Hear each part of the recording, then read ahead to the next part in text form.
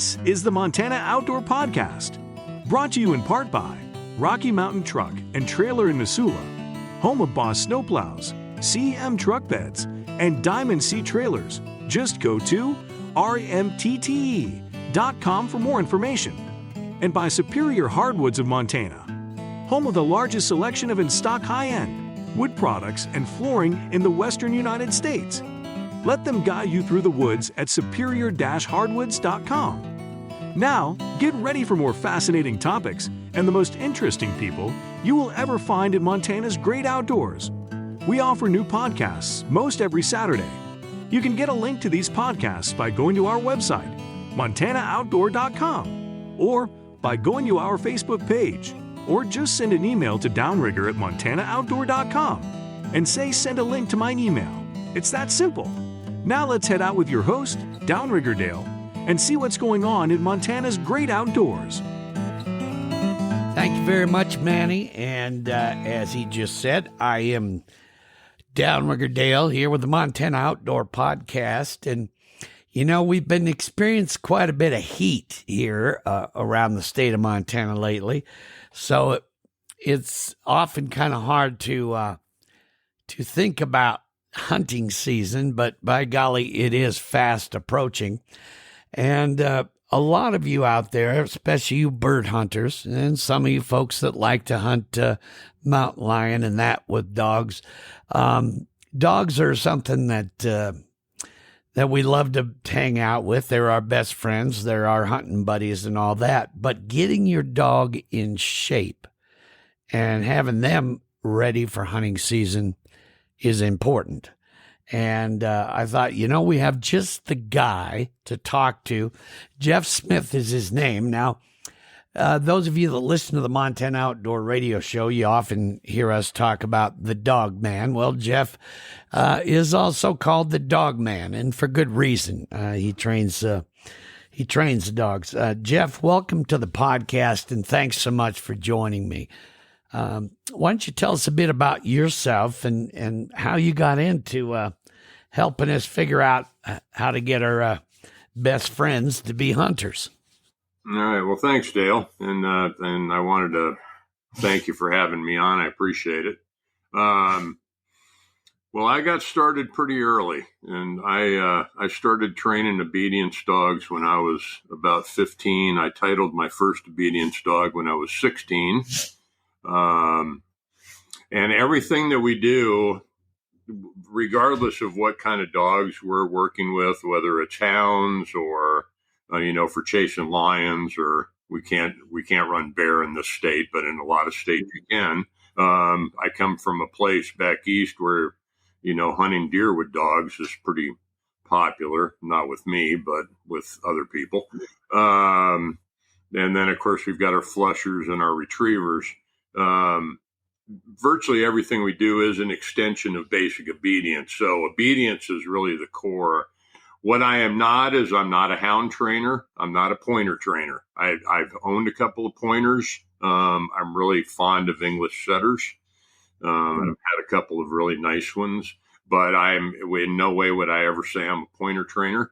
My specialty, or what I've always enjoyed doing, because I love upland hunting and I love to waterfowl hunt. And so those are the two areas that I really focused my dog career on, is sometime with flushing dogs, the spaniels, some of the other flushers for upland hunting. But really, when it comes down to it, it's the core retrievers. And that's all the retrievers, of which there are 6 recognized retriever breeds by the AKC, labs being the number one. And so, we've got labs, we've got Goldens, we've got curly coats, flat coats, Chesapeake Bay, and then one of my little favorites that not a lot of people know about is a Nova Scotia duck toller. And that is a very pure Canadian breed that's been bred in Canada for over 400 years. You can look them up. They're great little dogs, and they can run a master AKC test just as well as anything else. So so that's kind of, obedience was where I started. I've always hunted. I grew up in an area that had a lot of quail, so of course that was a little bit more behind fleshers and pointers. When I was about, not long after I came to Montana, I had a friend of mine that had a Labrador that, quote unquote, was trained, and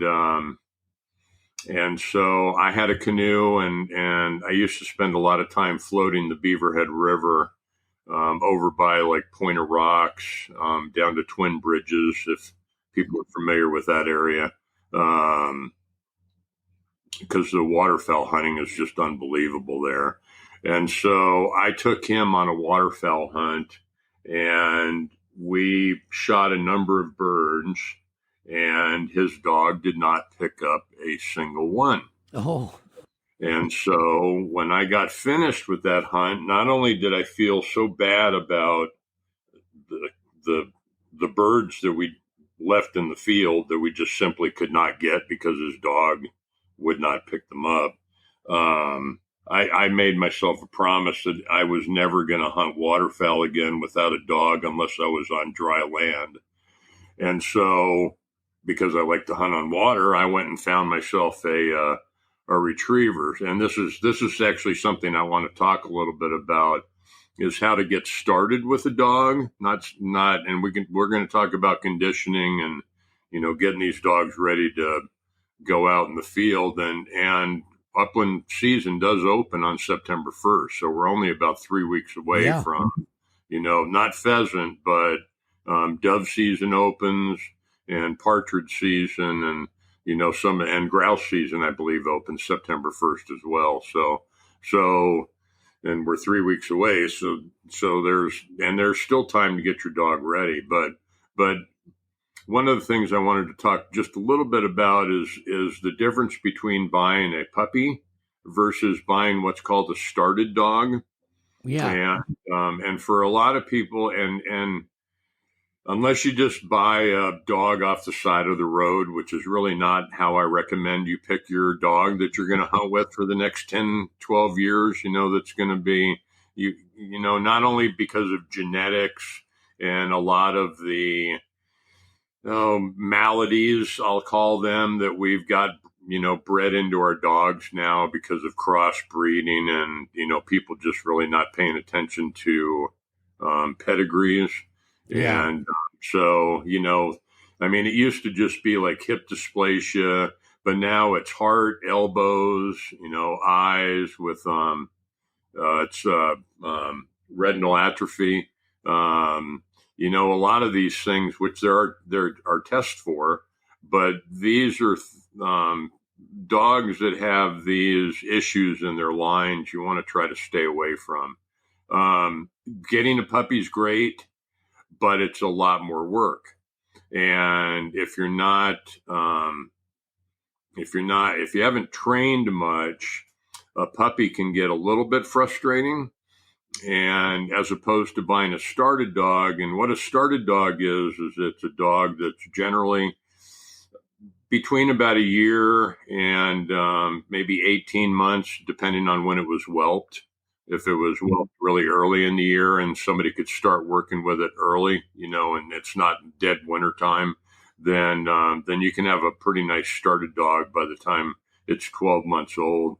And a started dog is a dog that would be capable of going out into the field and doing what I would consider basic hunting, picking up singles, not in real complex terrain. They're probably not going to be able to do handling, which is where you guide your dog with whistle and hand signals to a bird that they haven't seen fall, as opposed to a bird that they've seen, what we call marked, and seen it go down.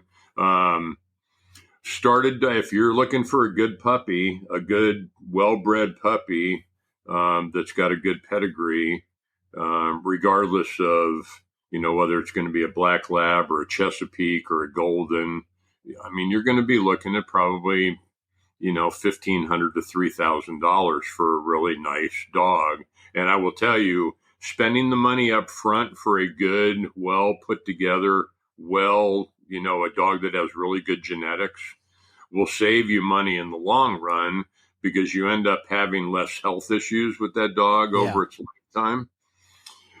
But picking up a started dog, most started dogs are in about the same price range as a puppy, a good, well-bred puppy. A lot of people don't like the idea of a started dog because they don't think that they're going to have the same kind of relationship with that dog if they don't buy it as a puppy and raise it from 8 weeks or 7 weeks or 42 days, like Richard Walter says out of, Gun Dog. Anyway, it's just giving some thought to taking a look and trying to find a started dog can not only get you in the field faster, but it can also skip you ahead over a lot of the areas where you can run into some real headaches while you're trying to train and start being able to do a little higher level work. Jeff, is it hard to find started dogs? Where would a person go about finding a good started dog? Well, there are a lot of, if you really just get on the web and start looking on Google and start searching for kennels. Mm-hmm. There are a lot of kennels breeding kennels that take a percentage of their dogs and build them as started dogs to sell, as opposed to selling them right off the bat as puppies. Mm-hmm. One, because sometimes they find some of their little diamonds in the rough, and they'll keep those dogs and they'll run them and get the titles on them and then turn them into breeding dogs. But you can find them there. You can just simply search for started dogs, contacting your local kennel club, retriever club. Like here in Missoula, we've got the Western Montana Retriever Club. Helena's got a retriever club, Bozeman, Billings, Butte. They all these, the bigger towns, Kalispell. And so by getting in contact with them, they can get you in touch with people that are part of those clubs that maybe are breeding and maybe trainers that are developing started dogs and putting them up for sale. Sometimes you can find a good field trial dog that what we call a washout dog, which is just simply, it's not a bad dog. It's just a dog that may not be capable of doing some of the, what we call the big dog work, and where they're doing work that's beyond anything they would ever see in the field hunting. They're picking up marks at 400 yards, and I don't know about you, but I haven't shot a lot of ducks at 400 yards. But that's where the game's kind of gone on the field trial side, which is real applicable to, if anybody that's ever watched like an ESPN Super Retriever series, that's the same kind of, it's really huge dog work. I mean, these are top dogs. They're not just everyday dogs, but giving some thought to a puppy versus a started dog is it's not a bad little thought process to go through, because it does kind of skip you over having to deal with all the housebreaking, all that stuff. And that doesn't mean that you're not going to build a good relationship with your dog. The best dog that I ever owned, Nitro, who I took a fourth at the ESPN Super Retriever Series here in Missoula in 2001. He was 18 months when I purchased him, and that dog and I were about as close as I think any living being I've ever been with, human or dog or cow or horse or any of the other farm animals. He was just an exceptional dog. We got along great. He knew me like the back of my hand, and I knew him. He was just so a started dog can be a really good way to get started. Okay. Conditioning. Yeah. So let's get into some conditioning, because that's one thing that I think people probably miss, is they just assume that, well, dogs, they're active and all that, so they're in shape, they're ready to go. But that's not really the case, is it? No. And when a dog sits all summer long and doesn't, really train or do anything, and they've been sitting all winter long, if they haven't been, once hunting season's over, they're pretty much finished. Excuse me. The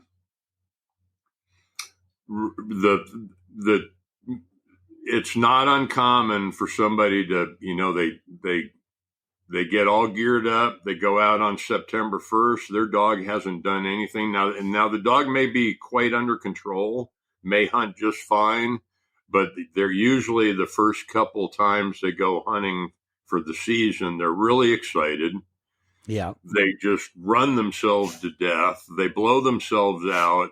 And a dog, when it gets above 80, and especially with black labs and the darker coated dogs, which are absorbing that heat, in 15 minutes, they can be in heat stroke if they're running hard. And so this is what you want to really avoid. One, getting your dog in the water and swimming, I think, is one of the best ways to condition a dog that there is.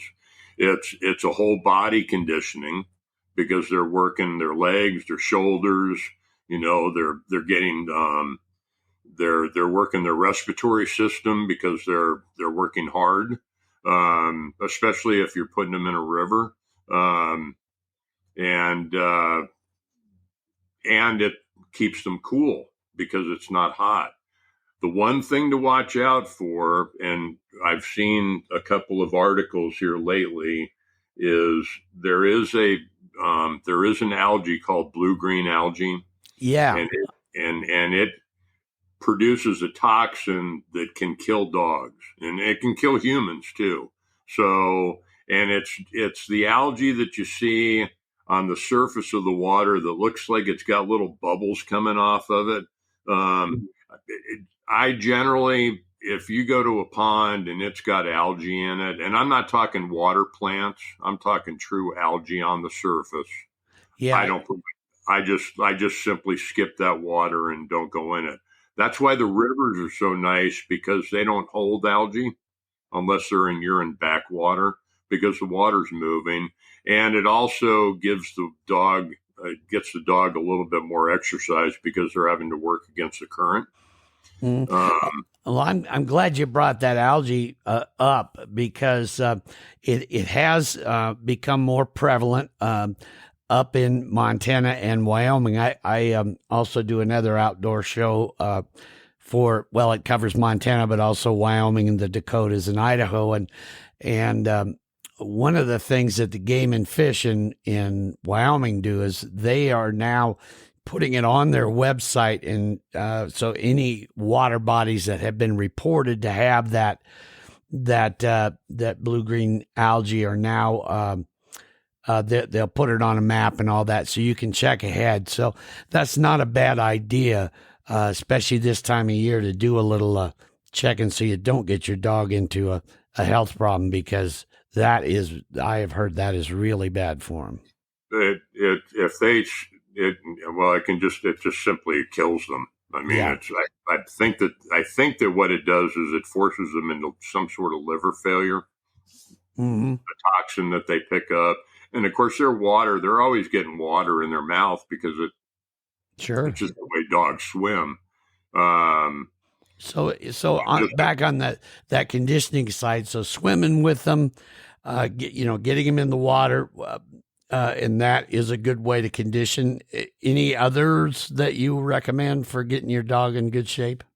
Well, if you're an upland hunter, and especially if you're a covey bird hunter, like Hungarian partridge, where you're going to want your dog working in front of you.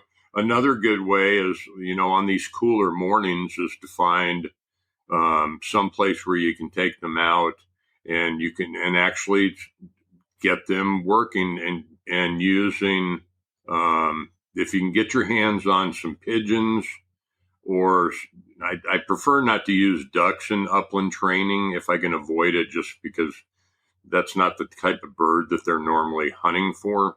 But that doesn't mean that you can't still do it and it's not effective. but I use a lot of pigeons. If I can find chuckers, sometimes I'll use those. And putting them out in the field, off to the wings, which is, if you're walking a straight line down the field, I might be placing some birds off 20 yards to either side intermittently, and then working my dog back and forth with him to get and allowing him to pick and find those birds. And that kind of gets the mentality of the dog working side by side instead of getting way out in front. Because there's nothing like going up to like 9 pipes on opening day and listening to everybody screaming at their dogs. Here, here, here, get over here. And then there's some cussing that goes along with it. And then, that's just, you can avoid that with just a little bit of time before you ever go out in the field. And then the other thing is based on the level of training and experience that the dog has, you don't want to put the dog into situations that it's not ready to handle. So it's just like, you don't take a high school kid and throw him onto a major league baseball team and expect him to do any good. Right. And so for young dogs, I want to, if I've got a covey of Huns that come up, it doesn't matter how many rounds I've got in my gun, because we're not limited to 3 there. We're not hunting waterfowl. I'm going to, for a young dog, I'm going to focus on shooting 1 bird out of that covey. And so that dog only has to focus on 1 bird and doesn't end up getting confused in the field by knocking down 2 or 3 birds for a dog that hasn't got enough experience to mark 2 or 3 birds and be able to find them. And a dog that's at that level is probably not handling. And I simply just don't like losing birds, which is why dogs are so important, because they're such a good conservation tool. Because if they're properly trained, you can walk out of the field with virtually every single bird you put on the ground, because that dog will find them and they will pick them up and bring them back to you. Okay.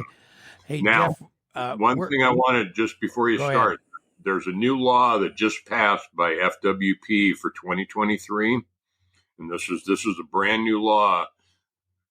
It's not uncommon once we get into bird hunting season to take some of the birds that you've shot and use them in training, especially because it's hard sometimes to find birds in the summertime to buy pigeons or whatever. So, and that doesn't mean that you're destroying those birds, because that's still wanton waste. You want, if you don't want a hard-mouthed dog ripping birds up.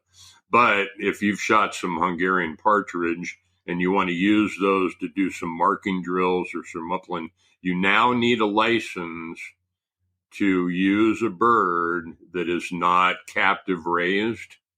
Right. It's $10. Oh, sorry. It's $5 for residents. And it's for ages 18 and over. And for non-residents, it's $10. You don't need a license if you're 12 to 17. And then there's one other step up from that. If you are a professional dog trainer and you are commercially training on state land, then you also need a special recreational use license, which you can contact FWP and they can tell you all about it. But I just wanted to bring that out because they did not print that in the upland game bird regulations for the year.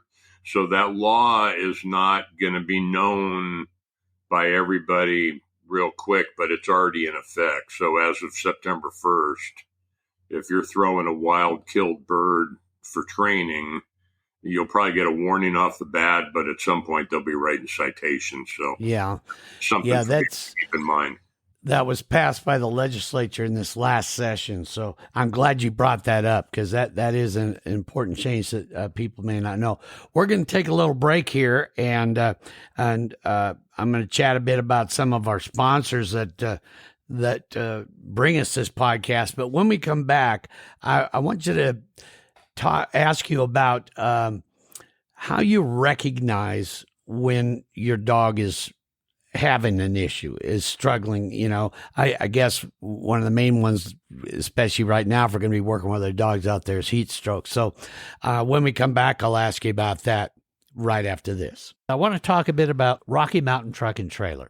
Gang, when you're ready to invest in a new or pre-owned cargo trailer, or maybe a new truck bed for your work truck, or perhaps an equipment trailer, or even a really cool dump trailer, Rocky Mountain Truck and Trailers prepared to exceed your expectations. And I mean that. Their unparalleled selection means that they have something for every customer that's sure to please. Their friendly and knowledgeable sales staff, financing, and service departments are prepared to make sure your experience is outstanding, from assisting you while you're making your choice to ongoing maintenance and customization. At Rocky Mountain Truck and Trailer, they truly do value the opportunity to create a long-term relationship with their customers. Rocky Mountain Truck and Trailer is your locally owned CM truck bed and Diamond C dealer. They offer a wide variety of auto, truck, and trailer accessories and specialize in sales and service of trailers. Rocky Mountain Truck and Trailer is conveniently located at 5680 Expressway right there in Missoula, Montana. They'd love it if you stopped by and saw them, or you can visit them on the web. That's rmtte.com. Again, rmtte.com. Or you can simply just give them a call, 406-549-4243. That's 406-549-4243. And find out how their team can help you find the perfect CM truck bed or Diamond C trailer, or any of the other products and services they have that you might be looking for. Go see them. That's Rocky Mountain Truck and Trailer. And we are back here on the Montana Outdoor Podcast, and thanks again to our wonderful sponsors for bringing this. And great information. My guest, Jeff Smith, the dog man, is with me, and we're talking about getting our dogs ready for hunting season. And one of the things you brought up before the break, Jeff, was that, looking for some of those issues, especially heat stroke, when we're getting our dog back out after they've been kind of lazing around after hunting season. How do you recognize when it's not the dog just being tired, but they're going into an issue here, like heat stroke? How do you notice that? Well, the two most common, and actually the way the dog acts is real similar, regardless of whether it's heat stroke. The other one that heat can bring on in a dog is cardiomyopathy, and they both of them, they end up looking a little bit the same. The dog will start kind of acting like it's drunk. So you'll start seeing your dog. It may start stumbling a little bit while he's walking. He may be weaving just a touch. You really got to watch them as far as how much moisture they have in their mouth. Because people have to remember that dogs don't perspire like humans do. So all their perspiration takes place out of their mouth and their feet. The rest of their body, they don't perspire or sweat like a human does. So, which is why, you got to be so careful in a car. But it's why you have dogs that go down with heat stroke in the early parts of upland season. I mean, this is just happens all the time in South Dakota when people go over there in the early part of the season. It's still, in the Dakotas, it's still in the 80s, sometimes in the 90s. You're pheasant hunting and you go a half an hour and your dog's laying on the ground on its side, looking like it's going to die because it is trying to do just that. One thing I can tell you, if you have a dog go down with heat stroke, or if you have any thought that it's overheated, get that dog in cold water as quick as you can. That's the fastest way to get its temperature down. Is just simply I don't care if it's a horse trough, throw that dog in the water and get its body temperature down as quick as possible. But you shouldn't get to that point. So in the early, first of all, you already have this top of mind when you go into the field. It's early in the season. My dog hasn't been hunting all summer. He's not going to be in, top shape. And so I'm going to hunt him slow, and we're going to rest. We're going to hunt for 10 minutes and find a tree and sit underneath it in the shade and give the dog 10 minutes to, quit panting so hard and kind of catch its breath. And you can tell when they, their eyes get bright again, but when they start getting hot and they start getting overheated, they'll start getting a little woozy, and which is very similar to what a human does in heat stroke. They'll start to kind of go almost kind of like they're going into shock, and you don't want to get to that point. So you really just want to start slow. You want to try to condition as much as you can. We're 3 weeks away from opener, so you can only do so much conditioning between now and then. But getting them, working them for just a short period of time. And that may, you need to go out and remember it's not all about just hunting and taking birds home. It's about the dog, your teamwork with the dog, because this is a team partner. So you don't want to kill your team member, because that doesn't Right. get you anywhere. And so it's just using some common sense and just, and then really paying attention to the dog, not just completely being wide-eyed and, looking for birds and, all the scenery and all the great things about Montana or Wyoming or wherever you're hunting. You've got to focus on your dog, just like if it was a human walking next to you and you guys were hunting together, flushing your own birds, you're going to treat the dog the same way that you're going to treat that partner of your hunting partner, because he is your hunting partner. And so it's taking time. Make sure that you're carrying a first aid kit. That's and make sure, one of the things that I like to do with my dogs is I like to get them on the floor by myself and touch them, grab their feet, open their mouth, grab their ears. And I like to do, if it's a puppy, I'll start doing this stuff right off the bat when they get home. A lot of physical interaction between me and the dog, because one of the worst things that can happen is have a dog, they've got some pretty good arteries in their feet, between some of the pads, especially between their toe pads and their main pad of their foot.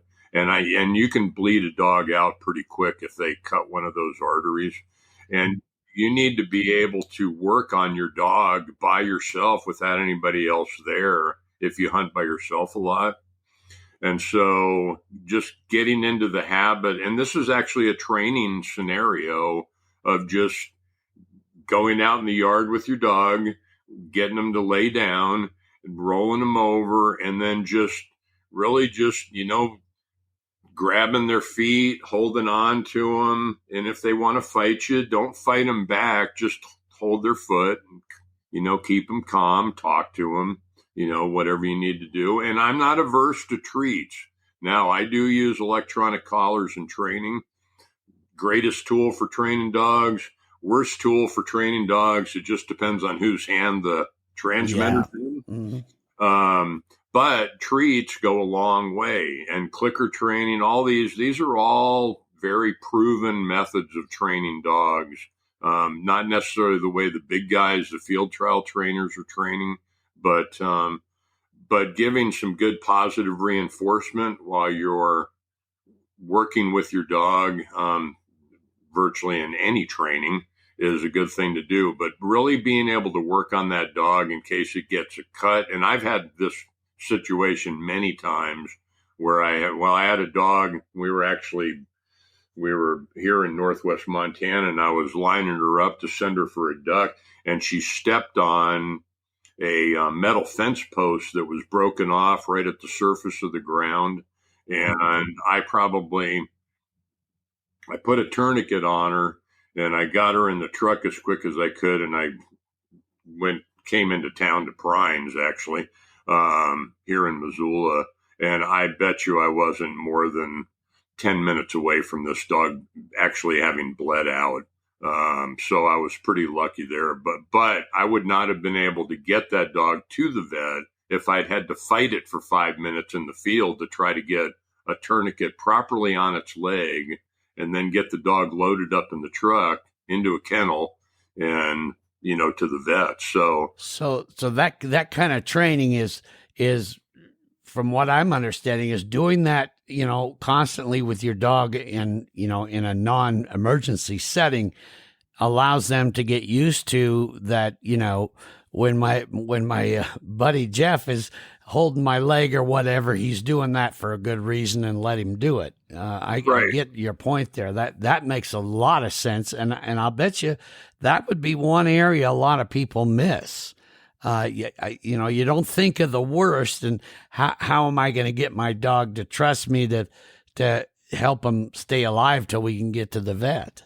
Yeah, it's like being a Boy Scout. I mean, you got to plan for the emergencies and train for the emergencies before the emergency happens, or you're already behind the 8 ball. And the other thing that does is it builds a nice relationship because the dog loves this once it gets used to it because they want to be touched. And it also allows you to look for ticks, which we didn't used to have a lot of ticks in Montana back 40 years ago when I first came out here. But now, depending on where you are, especially like over in Helen, I understand they can be pretty bad in some places. We now, cheatgrass, which is, for people that aren't familiar with it, look it up because it will kill a dog. And it's spelled cheat, CHEAT, grass, and it's an invasive species. And it's got a barbed seed on it.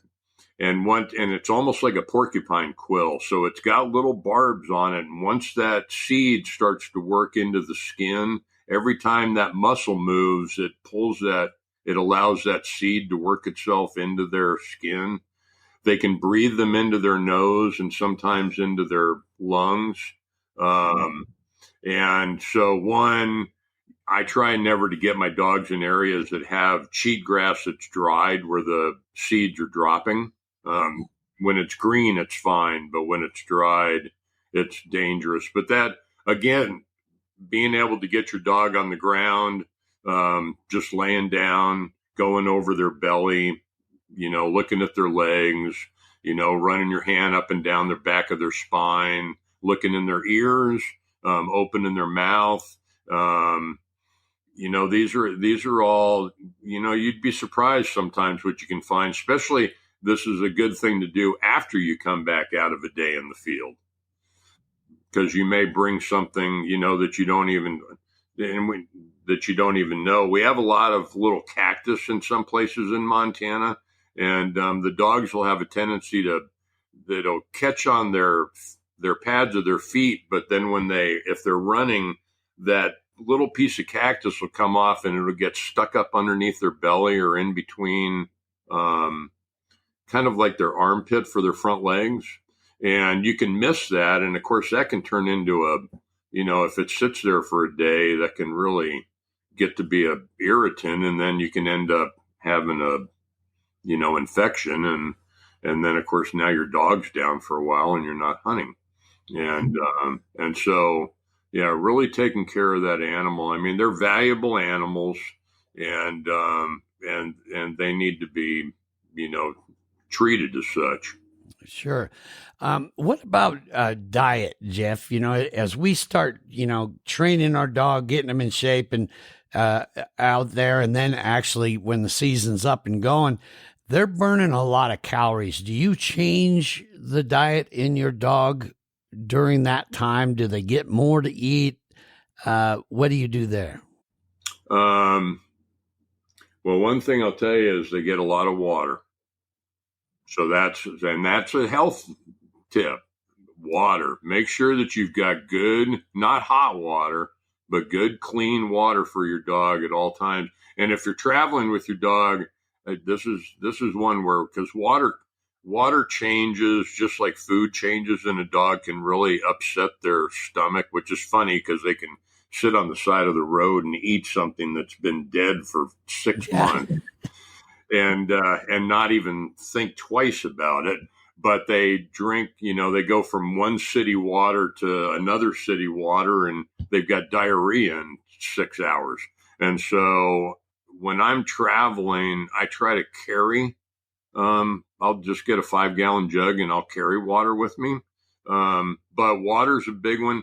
But as far as food, I don't really up the food. And I watch my dog's weight real carefully. So I will adjust their food based on how they look. Because dogs can gain some, especially as they get a little older. Once they get through that 4 or 5-year-old age, they're not quite as active. They sleep a little bit more. And so then you can start getting some weight on them. And I don't like dogs that are overweight. It's really hard on them. It's hard on their joints. It's just like people. It's just simply hard on them. And so they're not as healthy if they're not at a good weight. Really, the only thing that I say, and there's dog food has changed so much over the last 10 years with all this, fresh food and these refrigerated foods and all that stuff, which is really great. Not so convenient when you're out in the field, because you don't want to be feeding your dog spoiled fresh food. So, because they get food poisoning too. I'm a real believer in like Purina Pro Plan. That's a good quality food. Nutra is another one. The higher quality, higher protein foods. One metric that I do use is for my working dogs, I don't want them eating a food that has any less than 26% protein. Protein in dogs are really important. They need their protein because that's what helps them keep and build muscle mass. Dogs don't lift weights. Right. They don't build muscle mass like humans do. So they don't have to work out to build. Now, that doesn't mean that a dog that's working all the time will be nice and lean. I'll almost say cut like a human, like a bodybuilder. Right. You can just see him. You can tell a dog that's been working hard. But 26, but no more than 30% protein. That starts to get to be anything above 30% starts to get to be a little high for dogs and can cause some liver issues. But that 26 to 30%, and that'll keep them. That's a good level of protein to keep their muscles on, keep their weight on, and then I just watch them, and God help me, don't follow the directions on a dog food bag, because if you follow the directions on the dog food bag, I guarantee your dog's going to be fat. Yeah. Not just overweight. Your dog's just simply going to be fat. I probably feed a third to my dog, till Roz down here, that what the bag says I should be feeding him. And I still have to watch, like the dog biscuits at night or whatever, because they'll have a tendency to start carrying a little bit more weight than I like. Mm-hmm. Now, how about for dogs that, that get a little older and do you then, are there certain things to watch for then? It seems like all the dogs I've had in the past, they seem like they're a young dog for a long time and don't really show their age. And then all of a sudden you start to see these little things. Do you change the way that you work a dog and all that as it gets a little older? Yeah, absolutely. And at least for labs, which is the primary species that I've had in my hands over the years, generally, once they get to be about 8, 9 years old, they're starting to get some age. They're getting some gray on their chin. They got some gray in their tail. And I just simply I kind of let the dog tell me what. I try to read my dogs the best that I can. and I pay a lot of attention to my dogs. And so I try to let them tell me what they're capable of doing. And so I don't want to stop hunting them because, one, they enjoy it, and they're still a good working dog. But that doesn't mean that you have to go out, on a 20 below day and throw them out and trying to pick up an 18-pound Canadian goose across the Clark Fork with, icebergs floating down it. That's not necessarily where a 10-year-old dog needs to be. For a 4-year-old dog, that's one thing when they're in their prime. So I'll just slow them down a little bit. I might only hunt them, I might go out, and if we're going to upland hunt, I'm going to set a period of time in my mind. I'm going to say we're going to hunt 2 hours, regardless of how good the hunting is or bad the hunting is. And we're just simply going to stop for the day. Mm-hmm. Or we'll stop and maybe we'll just take the heat of the day off. And come 5 or 6 o'clock in the afternoon, maybe we'll go back out for another hour or so. When they're for waterfowl dogs, when they start getting a little older, I'm just more careful about the type of currents and rivers that I'm putting in. Ponds are one thing. They can pretty much generally swim just about anything pond-wise. But when you're talking about moving water, I'm just a little bit more careful about putting them in, because what I don't want to do is get that dog out there and then they start getting tired, they start getting carried by the current, and they end up hitting shore a mile below you, and you have you can risk losing your dog, which is a terrible thing to have happen. So I just start slowing them down a little bit, just like any other athlete, because that's exactly what they are when they're working in the field. They are athletes.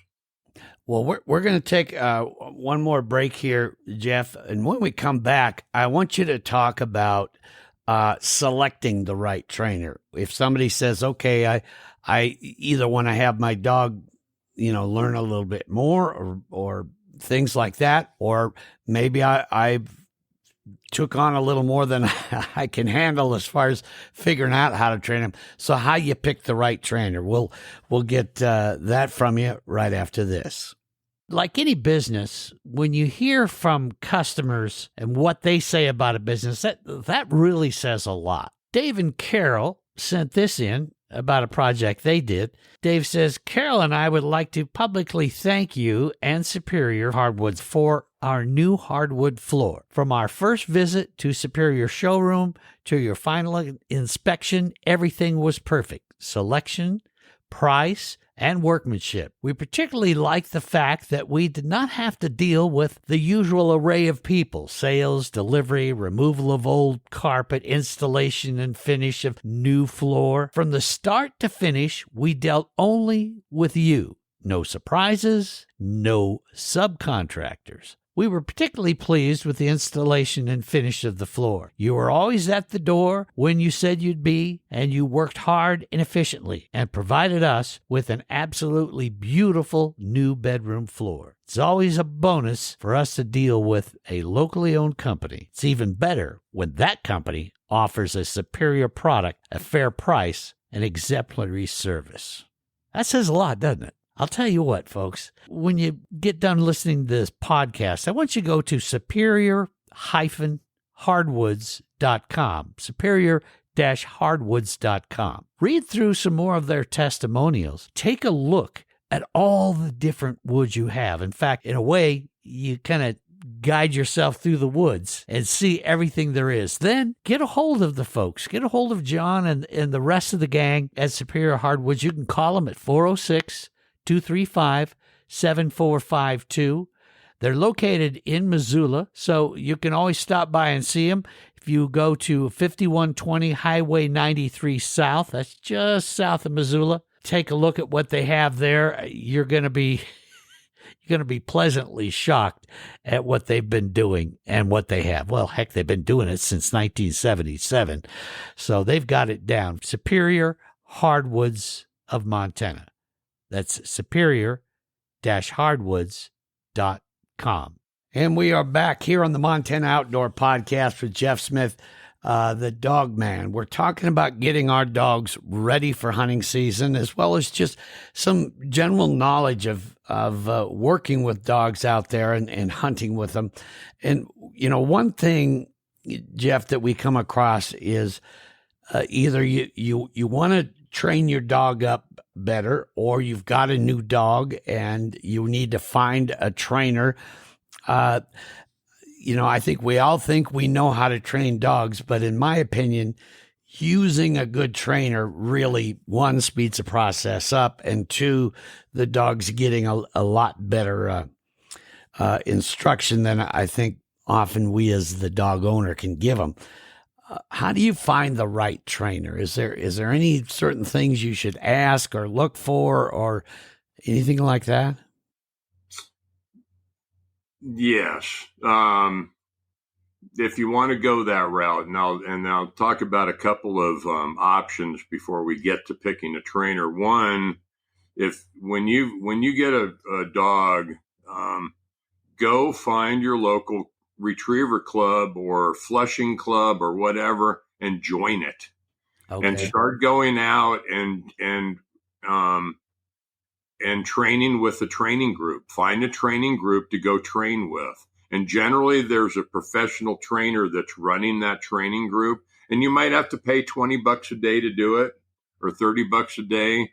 It is worth every penny, not only for you and what you learn, but also for what the dog learns. And the dog is around other dogs, which is in a great environment, because there's going to be times that you may want to hunt your dog with somebody else in a brace, for upland hunting where you're hunting two dogs at one time, and it doesn't do any good if they're fighting each other and, or they're just completely out of control. So nobody's got control of anything.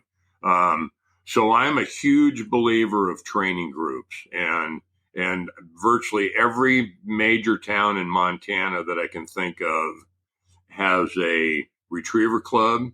They have some grounds, and they do training groups all through the summer, in the fall, in the spring. And those are great ways to, one, learn to be a better trainer, help get your dog trained, get somebody else throwing birds so you're not always throwing your own birds for your own dog, so that helps them learn to look out in the field better, because they're not focused on you all the time. So that's an option right there. We live in a really good digital world where there are some guys that have put together some really good membership type classes or websites that you can go to and learn to train a dog. And one of them, and believe me, I have nothing to do with these people. I don't, it's not like they're going to be sending me a check.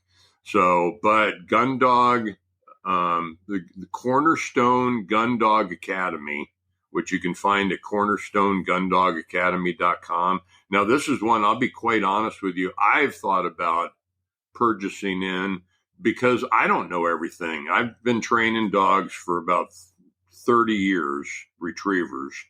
And every time I get with another pro, there's always something that I learn.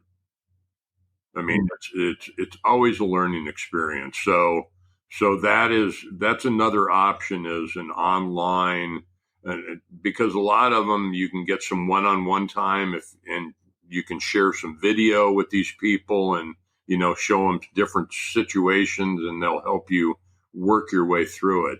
If you're going to go full bore and go to a trainer, talking to the trainer's great, but I don't trust dog trainers. So What I do trust is dog trainer clients. And so the first thing that I'm going to, I want to get to know the guy and, and whatever, and find out how much it cost and kind of what his methodology is and all that. But what I'm looking for is I want to talk to people that have had their dogs trained by that trainer. I'm looking for references. Perfect. Because that is, then you can find out how, heavy-handed the dog trainer is. And there are some field, some field trial trainers can be just a little heavier handed than others. There's reasons for it, but for just an everyday field house dog, they don't necessarily need to go through some of those experiences to be able to do really good work. The other thing is patience. You don't build a trained retriever in a year. It takes generally to get what I consider a master level dog, one that could run a master AKC test.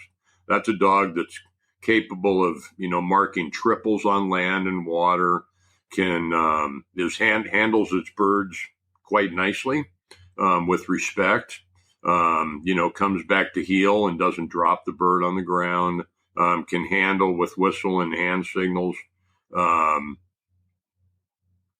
They need to get that stuff done a little bit faster because they need to get the dogs running. So they have a tendency to be a little bit harder on them. I'm not going to say harder. They just have a different methodology. It's not that I disagree with what they do. It's just that it's not that every dog needs to be trained that way. So if I'm looking for a pro trainer, I want to talk to the clients. I want to talk to people that have, and I'm not talking about people that have had their dog there for 6 months. I'm talking about some of their long-term clients that, and generally speaking, once you get them and you start talking to them, they'll tell you the truth. And if they're not telling you the truth, generally you can hear the truth through their words. And go watch how this dog trainer's dogs run. If they'll allow you come to a training session, watch and see how the dogs run. Are they running with their head up and their tail up and happy, and they're bright eyed, and you can see that they've got a lot of drive. They want to get out and they want to pick birds up. Or are they running on their belly? They're looking you can tell they've got their ears kind of back. They're waiting for the next correction, we'll call it. That's not the trainer that you want to be with. That's because you don't need to do that to get a dog well trained, and it just takes time. I mean, dog training takes time for both you and the dog in the field. There's generally not too many things that you can't come back from that if you go down the wrong road. And a lot of times getting with a trainer doesn't necessarily mean that you got to send your dog off to the trainer, and so that they're gone all summer long, and then you get them back, and then you got to figure out how to handle them. Going and doing hourly sessions works, but I still always come back to those training groups. If you can find a club and join it, and then become a part of one of the training groups that they have, and actually get out in the field and spend the time doing it. And if you don't put the time in, you won't get the quality back out. That's just I think that's pretty much true in everything in life. And so that's, and there are some really good, excellent dog trainers in Montana, especially up in the Mission Valley in the Ronan area. I think we've got about as many dog trainers per square mile as any place in the United States. Well, and I'm talking to a good one right here. Jeff, do you are you taking new clients? I know you're a busy guy, but do you take new clients for training? I'm not dogs? taking any dogs on at the moment just because of where I'm living right now. And that was because I wanted to be married to who I'm married to. And so I had to make some concessions there. Sure, and I hear you. And that's just life. Mm-hmm. But as far as consulting or me spending hourly time, absolutely. But I'm not in a position to actually take a dog in.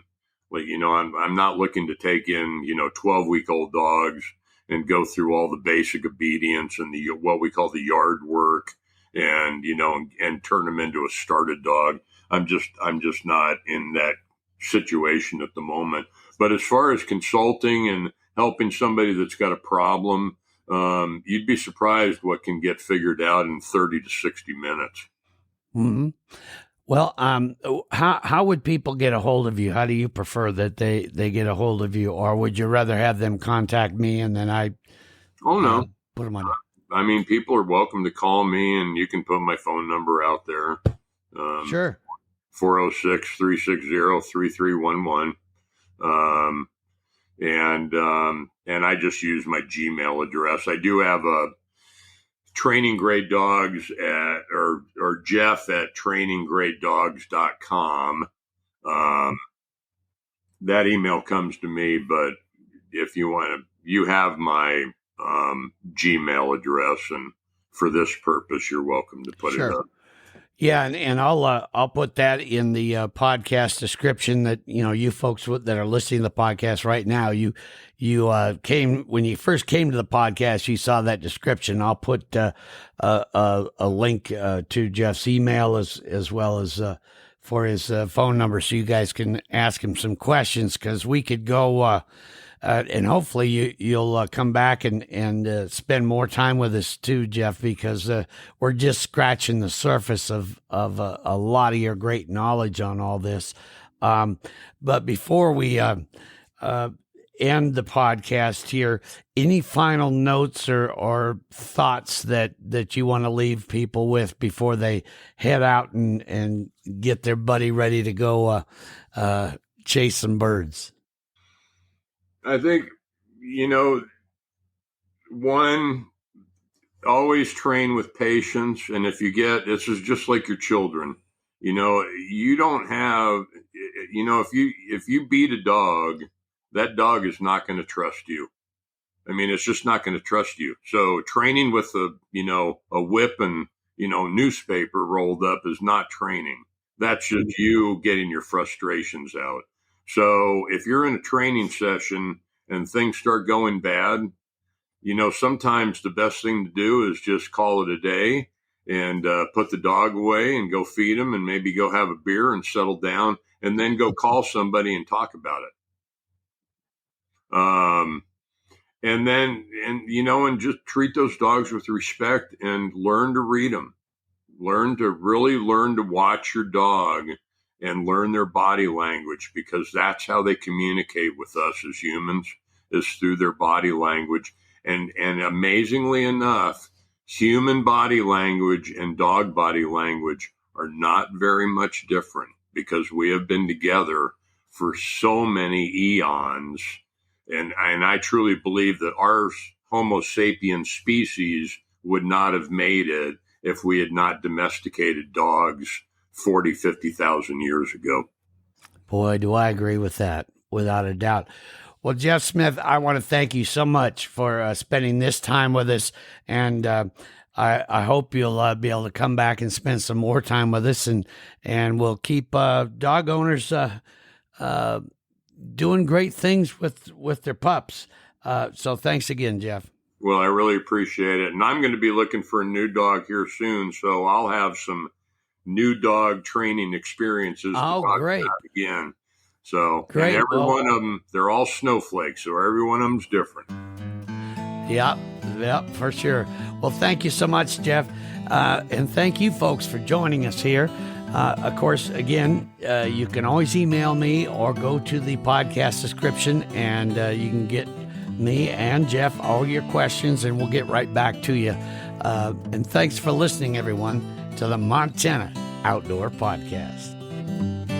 Thanks for listening to the Montana Outdoor Podcast. It has been brought to you in part by Superior Hardwoods of Montana, home of the largest selection of in-stock, high-end wood products and flooring in the western United States. Let them guide you through the woods at superior-hardwoods.com. And by Rocky Mountain Truck and Trailer in Missoula, home of Boss Snowplows, CM Truck Beds, and Diamond Sea Trailers. Just go to rmtte.com for more information. So what did you think of today's podcast? Send your questions and comments to Downrigger at montanooutdoor.com. We should be dropping a new podcast this next Saturday. Until then, we will see you soon out in Montana's great outdoors.